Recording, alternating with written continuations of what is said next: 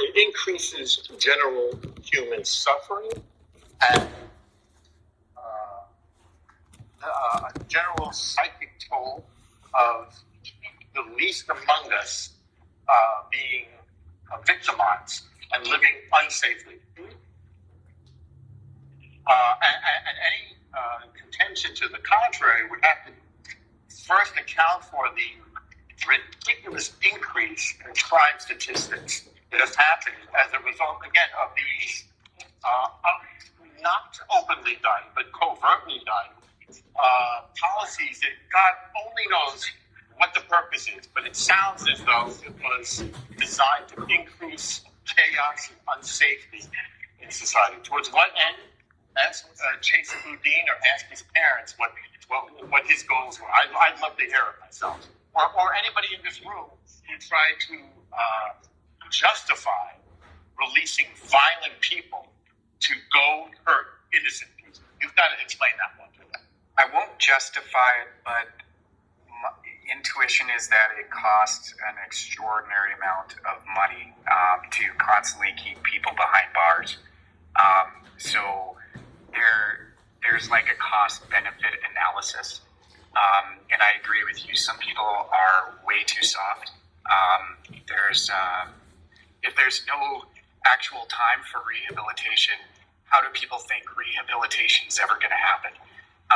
And then there are people who are way too hard, who would rather keep people locked up for eternity and give that the cost of that to the tax. This is Otis. I have a question. May I ask a question? There you go. Yeah, I just wonder, what's the purpose of characterizing the people who are released from these prisons as violent people? I was under the understanding that these are people who were tried and convicted of violent crimes. That doesn't necessarily mean that they are forever violent. Correct? Very correct. That's a great point, Otis, and why I bring up rehabilitation. Also, I think Chase Boudin, and someone can correct me, Aaron, I think you know the area. Is he elected by the citizenry there? He was, yeah, he was elected. Okay. So the way representative government works, consent of the governed means that persons who are put in office by the voters, they do something that is called consent of the governed. And then since they wanted to take back their consent, they literally recalled him. So this is like the basic principle of representative democracy. Furthermore, most of the bail reforms, well, maybe not most, but a good number of the bail reforms, I'm not going to count them up, actually did come less as a result of a kind of prosecutorial discretion, but rather as a result of policies that were passed through state and local legislatures. I believe in New York, for example, that was something that was passed by the legislatures and signed into law by Governor Hochul. Someone can correct me if I'm wrong. That's the second thing. The third thing. Can't wait to do that. Go ahead. No, okay. So California has a unique system, and good for them, of recalling a public official. He was recalled precisely because he violated the sacred trust between the governed and the governed. To wit, had the people of California been asked if they were in favor of releasing violent criminals into their streets to destroy their sense of security and safety, and by the way, note to Otis, yes, by definition, a person who commits violent acts is definitionally violent. The people of California would have said a resounding no. Same thing in New York, by the way. We would have said a resounding no.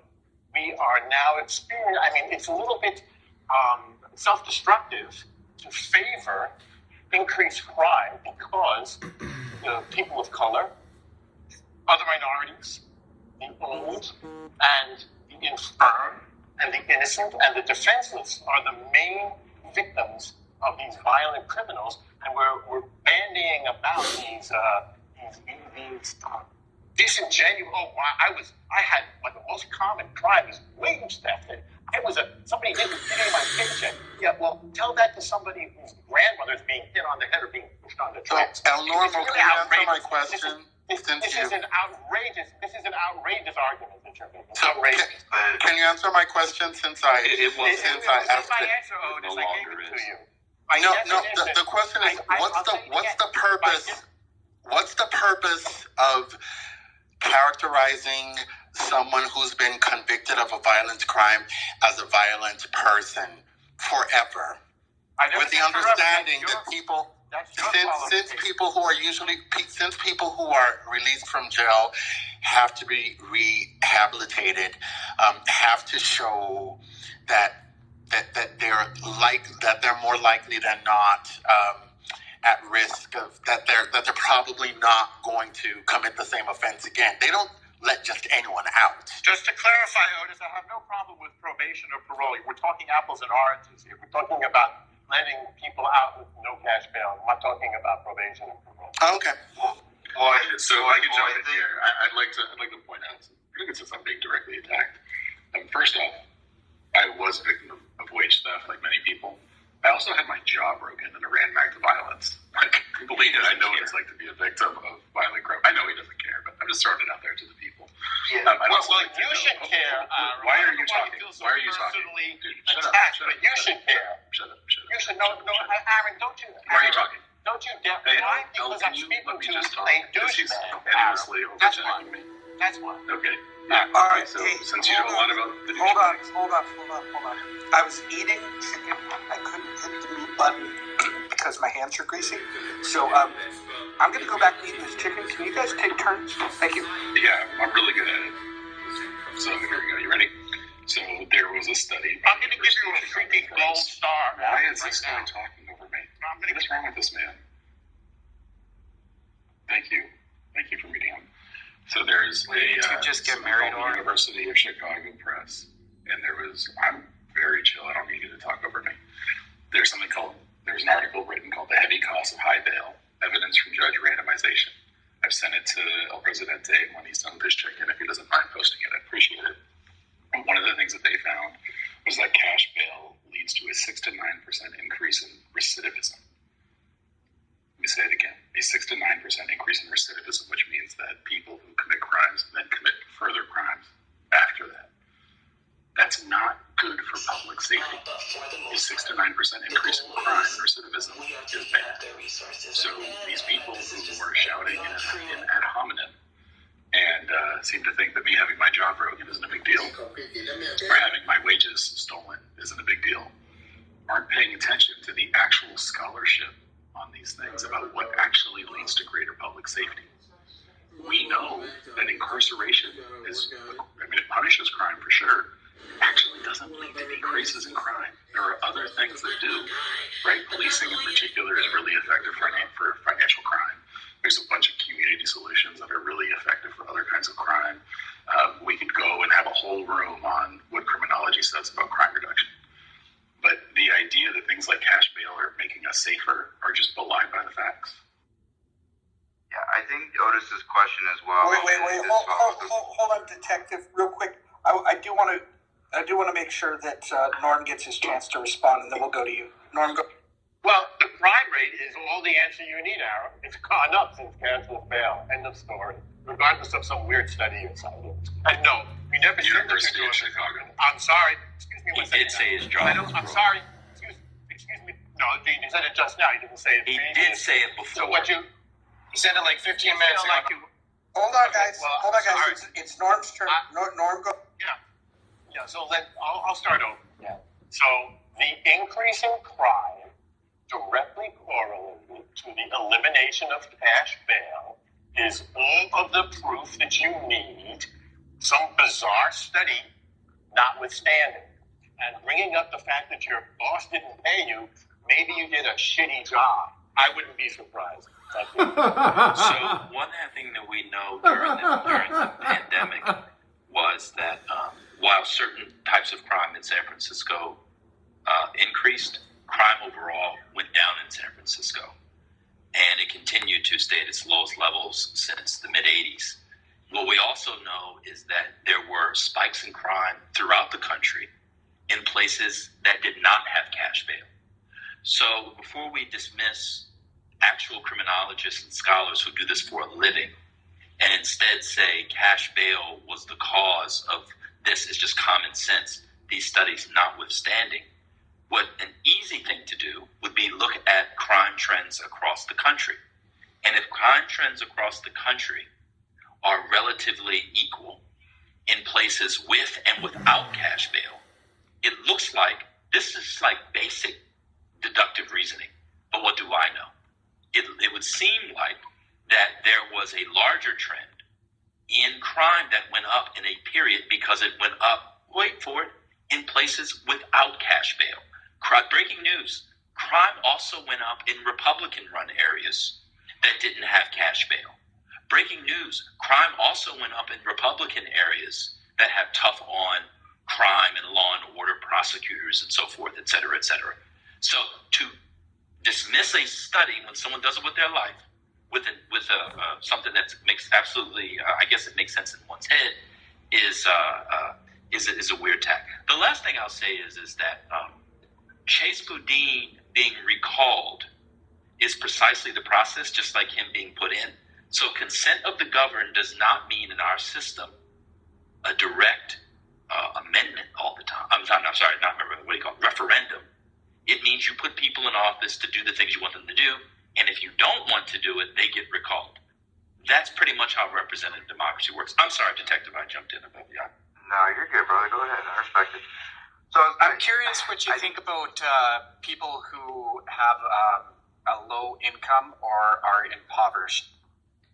I think it was Detective's turn.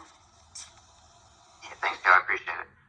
So I think, though, that what Otis had said maybe got a little bit missed over. I think the importance of not labeling people as inherently violent because they do something, even if they're convicted upon it for being violent, is the same kind of conversation we have around why do we assign like felonious to people after they leave prison. Even though we say we want to rehabilitate people, then we actively hinder the rehabilitation process. The other thing was, as somebody myself who's against cash bail, I do see issues with the cash bail system. There's an entire part of people's, when people are convicted of crimes, there's a special process which we go through if we decide if you're going to get the ability to be released on your own recognizance or if we're going to hold you. There shouldn't be an in-between where we say, well, if you can afford this, you can basically be free until your court date. But we still acknowledge that you're still dangerous for the assault second where you beat a man with a gun, but it's your first offense. So we're going to either let them out or don't let them out. There's no reason to punish people for being poor. That's really all this seems to come out to me personally. I've been to these hearings. It's very simple. The judge looks at the evidence. He reviews the police report, and he says, well, according to your priors, or if you've shown up to court or not, or you know to miss court, have you ever been warned? Have you ever had to have a warrant placed out on you by a judge? These are all factors. The judge typically reaches his opinion rather quickly. And I think that making the middleman of, well, I want to release you, but you need to pay 10% of X just seems a little unfair at a certain point. But that's just my... That's great. I'm sorry that I interrupted you. That's why I was going to ask Grades what he thinks about that. Do you think that it's a little disadvantageous for? Yeah, there are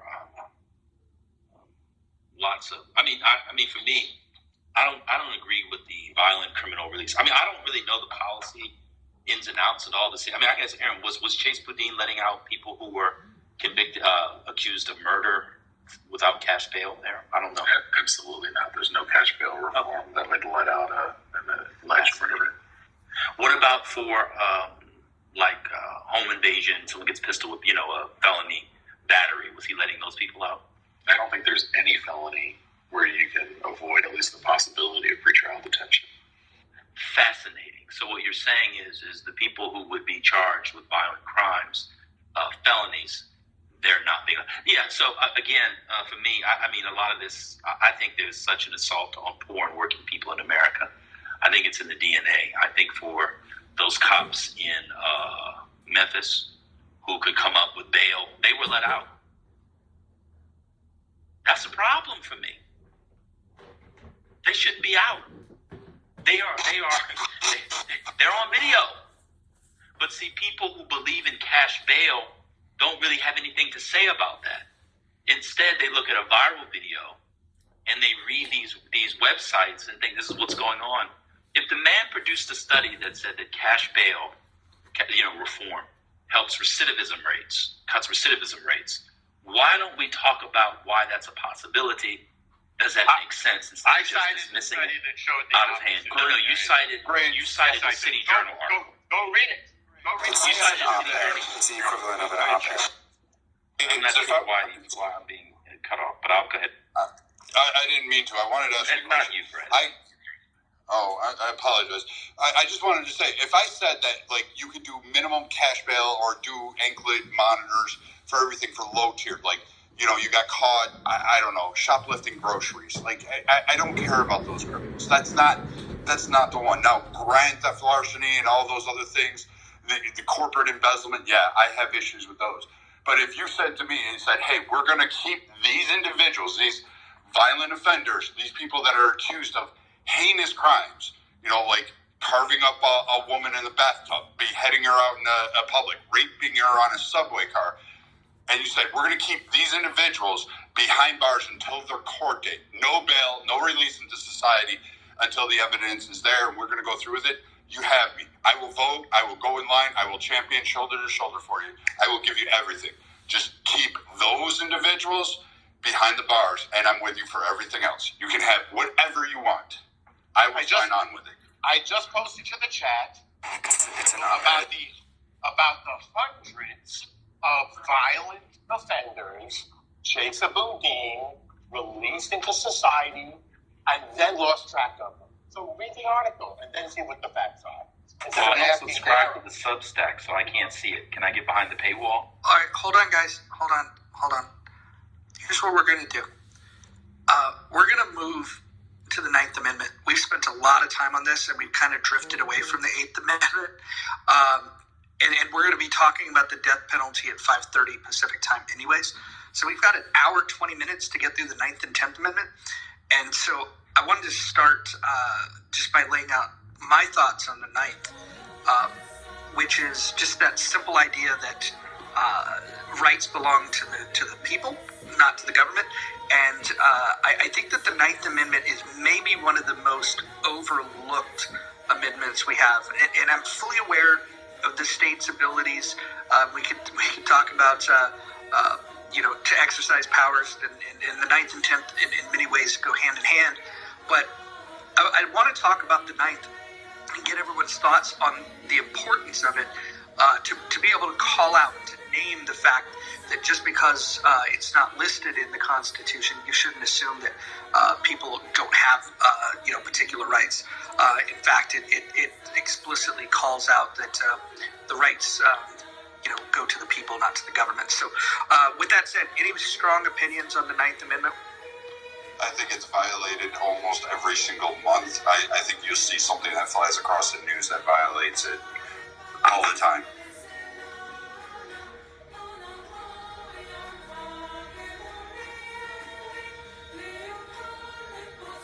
That's it. Nobody's got any other thoughts on it? Just the word Griswold. But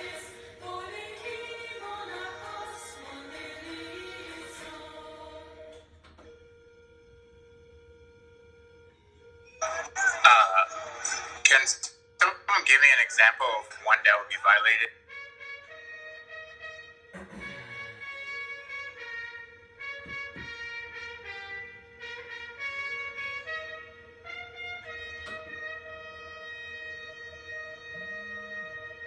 Someone speaking? No, I don't know that there's any examples that people are thinking of right now. Yeah, there's someone said that. Griswold is the best. sorry, I'm such a. Oh shit,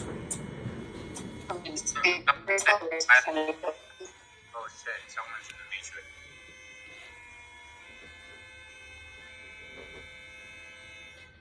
Hey Abby, if you're speaking, you're in the matrix.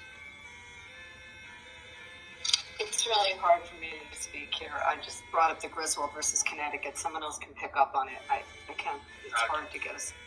which is, let me research. I don't know what it is. What is that about?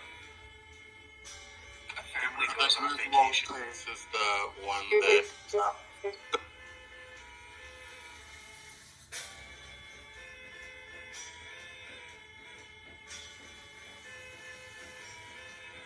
Is Abby speaking? I can't hear her. No, she's in a matrix. Otis, can you explain what it is? Well, I can try my best, but don't quote me. But I believe that the Griswold case is a case that recognizes a right to purchase contraceptives as a right protected by the Constitution. And I believe Griswold discusses the Ninth Amendment. I'm not sure. I'm not a big fan of the Ninth Amendment only because it isn't specific enough, I think. And it says that the rights that are mentioned in the Constitution don't cancel the rights that the people retain, but it doesn't mention what those rights are. And so Supreme Court justices over time have had to look for these unmentioned rights in the penumbra of the Constitution. And so I just don't think the Ninth Amendment provides much help because it lacks specificity. Those are my thoughts on it, but I'm not a constitutional lawyer, and I'm also not a legislative drafter, so I don't have any proposals for how to improve it. I just know what problems arise from it in its current state. I'm sorry, I was having to use a lavatory. I was going to say gambling, sports betting, poker nights around your table is technically, like in my state, it's illegal. In many states, you can't do online betting or gambling. States constantly infringe on this, and I think this is, I believe someone made a very great argument a couple of years ago on here about how the Ninth Amendment is being infringed upon by gambling. So I don't know how you feel about it, Otis, or others, how you take that stance. Wait, but then someone can say, oh, prostitution can be protected by the Ninth Amendment. Why not that? Why not go that far? I mean, why not? So you're saying anything you want can be, I don't know. That's a weird one. I don't know. Well, no, hold on. It's not. That doesn't mean that you can't have a law against it. It just means that the federal government is not banning it. So when it comes to prostitution, like, why not leave that? Just assume that, yeah, okay, nobody's called it out. And then if the states decide that they want to have a law against it, well, then so be it. I don't see how this is all that confusing. I guess the application of it might be, but I think the spirit of it is pretty. So until it's called out by law, it's protected under the Ninth Amendment, basically, is what you're saying. I mean, let's think of it this way, right? The Constitution was really designed to restrict government power, and so when you think of the Ninth Amendment, at least my interpretation of it, and I'm happy to be corrected by anyone that's constitutional, lawyer, is that the idea of it is to say that the government doesn't by default make things illegal. You have the right to do things unless another jurisdiction that has powers to make laws calls that out. And so it's and again, it goes hand in hand with the 10th, where the and we'll get into the 10th a little bit later, but I don't think there's much confusing about the spirit of it. I do appreciate the fact that because it is vague, that people can ask the question, well, what rights? And my argument to that would be, well, pretty much anything that you would want to do that your state or municipality is not calling out, you should be permitted to do by federal law. That's my. Yeah, it seems like the controversy is over what's protected under the Constitution. I feel like that's where the controversy comes. I think you need to put it in its proper historical context, though. The whole reason the 9th and 10th were included in the Bill of Rights has to go back to when they were having the Federalist and Anti-Federalist debates, and one of the main core arguments for people that didn't want a Bill of Rights is that by enumerating rights, you limit the rights that people have to the said enumerated rights. And because both sides were in agreement that it was to protect the people from the government, the 9th was put in as a compromise to explicitly state that just because we didn't list something here doesn't mean it shouldn't be protected if it's a natural. Yeah, this is the one where someone mentioned Griswold. I don't know if people said the right that was there. Liz, did you say the right to privacy? Did you say the right to privacy? If you did, I apologize. I said it. Yeah, she. Oh, okay. I didn't hear you. You were in the matrix. So